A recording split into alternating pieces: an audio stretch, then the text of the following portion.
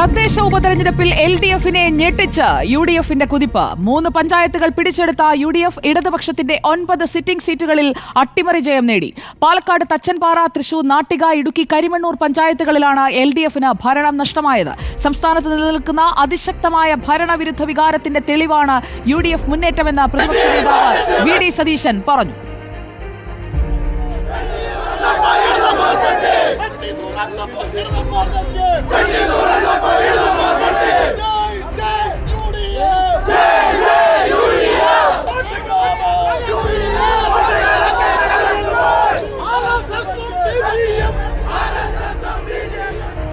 Arun Solomon നമുക്കൊപ്പം ചേരുന്നു തത്സമയം. Arun Solomon, good evening. ഗംഭീര പെർഫോമൻസ് എന്ന് UDF തന്നെ ഞെട്ടിക്കൊണ്ട് പറയുകയാണോ ഇന്നത്തെ വിജയ കുതിപ്പ് കണ്ടിട്ട്?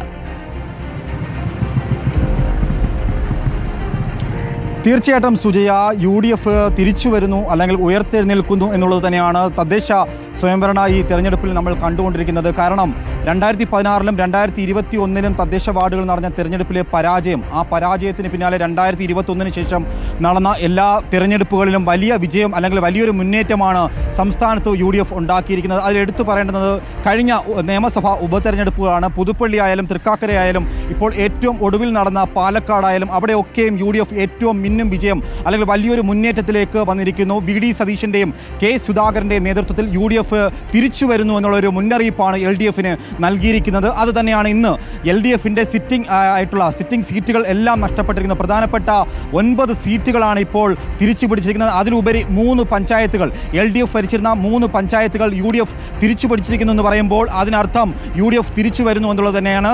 സംസ്ഥാനത്തെ പാലക്കാട്, തച്ചമ്പാറ, അതുപോലെ തന്നെ തൃശ്ശൂർ, നാട്ടിക, ഇടുക്കിയിലെ കരിമണ്ണൂർ, ഈ 3 പഞ്ചായത്തുകളും തിരിച്ചു പിടിച്ചുകൊണ്ട് വലിയൊരു വരവ് ഇപ്പോൾ UDF അറിയിച്ചിരിക്കുകയാണ്. ആ വിജയം അതിനോടനുബന്ധിച്ച് തന്നെയാണ് ഇന്ന് പ്രതിപക്ഷ നേതാവ് പറഞ്ഞിരിക്കുന്നത്.